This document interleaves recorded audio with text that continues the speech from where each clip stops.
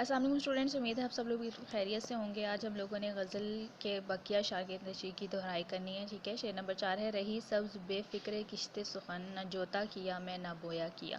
سبز یعنی ہرا اور بے فکر جس کو کسی چیز کی پرواہ نہیں ہوتی، کشت کھیتی کو کہتے ہیں اور سخن کہتے ہیں بات کہنے کو، ٹھیک ہے، یا شعر کہنے کو۔ نہ جوتا کیا، جوتا کیا مطلب ہل جوتتے ہیں جس طرح ہم بیل کو جوتا جاتا ہے ہل چلانے کے لیے۔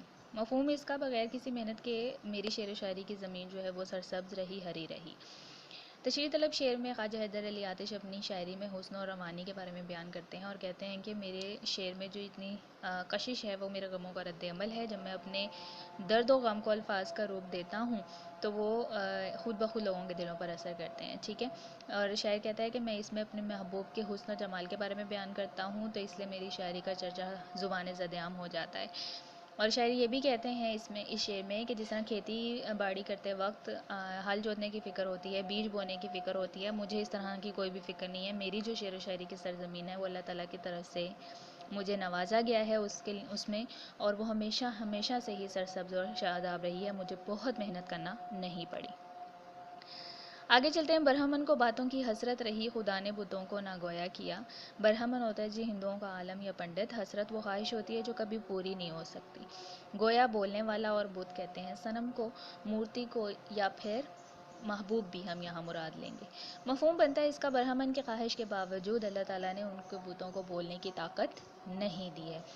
تشریح طلب شعر میں ایک تو وہ لوگ ہوتے ہیں، شاعر کہتے ہیں ایک وہ لوگ ہیں جو اللہ تعالیٰ کے وجود کو مانتے ہیں، اس کا اقرار کرتے ہیں، توحید کی گواہی دیتے ہیں۔ دوسری طرف وہ لوگ ہیں جو اللہ تعالیٰ کے وجود سے ہی انکاری ہیں، اور وہ پنڈت ہیں، برہمن ہیں، جو ساری زندگی بتوں سے ہی مانگتے ہیں، ان کے آگے گڑ گڑاتے ہیں، روتے ہیں، دعائیں مانگتے ہیں، لیکن اللہ تعالیٰ نے ان کے پتھر جیسے بتوں کو، پتھر والے بتوں کو بولنے کی طاقت جو ہے وہ نہیں دی۔ شعر آپ اس میں لکھ سکتے ہیں، بتوں سے تجھ کو امیدیں، خدا سے نو امیدی، مجھے بتا تو صحیح اور کافری کیا ہے۔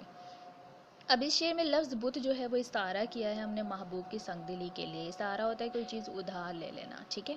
تو محبوب کی سنگ دلی کو یعنی پتھر دلی کو بیان کرنے کے لیے ہم نے بت کا لفظ جو ہے استعارہ لیا ہے یہاں شاعر نے، اور کہا ہے کہ جس طرح سے بت جو ہیں کسی کی بات نہیں سنتے، کسی کے جذبات اور احساسات محسوس نہیں کر سکتے، اسی طرح سے میرا محبوب جو ہے وہ بھی احساسات سے خالی ہے، میری کوئی بات نہیں سن سکتا۔ آگے چلتے ہیں جی، مزہ غم کے کھانے کا جس کو پڑا وہ اشکوں سے ہاتھ اپنا دھویا کیا۔ مزہ لطف کو کہتے ہیں، اشک آنسو ہوتا ہے جی، ہاتھ دھویا کیا یعنی ہاتھ دھونا۔ اور مفہوم اس کا بنتا ہے کہ جو غم کی لذت سے واقف ہو جائے، آشنا ہو جائے، اسے ساری زندگی آنسو بہانے میں پھر مزہ آتا ہے۔ اور تشریح طلب شعر میں شاعر نے آنکھوں سے گرنے والے آنسوؤں کا ذکر کیا ہے کہ محبوب کے فراق میں میری آنکھوں سے آنسو جو ہے وہ جاری رہتے ہیں، اور یہ آنسو اس قدر زیادہ ہوتے ہیں، ان کی شدت اتنی زیادہ ہوتی ہے کہ میں اس میں اپنے ہاتھ تک جو ہے وہ دھو سکتا ہوں، ٹھیک ہے۔ دراصل اس میں شاعر نے اس حقیقت کی طرف اشارہ کیا ہے کہ جو عشق کی راہ ہے اس میں بے حد مشکلات جو ہے وہ برداشت کرنی پڑتی ہیں، اور جرأت اور حوصلے کے ساتھ برداشت کرنی پڑتی ہیں، اور پھر برداشت کرتے کرتے اس حد تک عاشق جو ہے وہ عادی ہو جاتا ہے ان سب چیزوں کا کہ پھر اسے غم کھانے میں بھی مزہ آنے لگ جاتا ہے، ٹھیک ہے، اور غم کے بغیر بھی اس کا پھر گزارا ممکن نہیں ہوتا۔ آخری شعر کی طرف چلتے ہیں، زن خدا سے آتش محبت رہی، کنویں میں مجھے دل ڈبویا کیا۔ یہ جو لفظ آتش ہے اس کے اوپر تخلص کا نشان ہے، ٹھیک ہے۔ معنی اس میں زن خطا ہوتا ہے جی تھوڑی کا گڑھا، اور ڈبویا کیا مطلب ڈبوتا رہا۔ اس کے مفہوم کی بات کریں گے تو اس میں شاعر کہہ رہا ہے کہ محبوب کی تھوڑی میں پڑنے والا جو گڑھا ہے نا وہ بھی شاعر کو پیارا ہے، اور اس کنویں میں وہ مسلسل ڈوب رہا ہے۔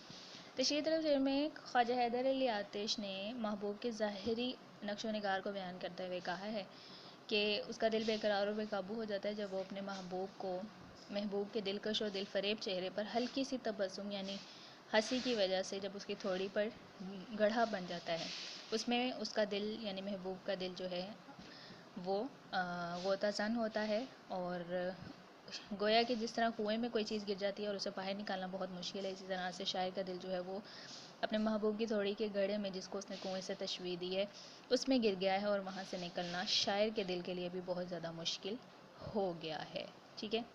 تو گویا وہ شاعر کہہ رہے ہیں مجھے ایسے لگتا ہے کہ مجھے اپنے دل سے جو ہے وہ ہاتھ دھونا پڑے گا۔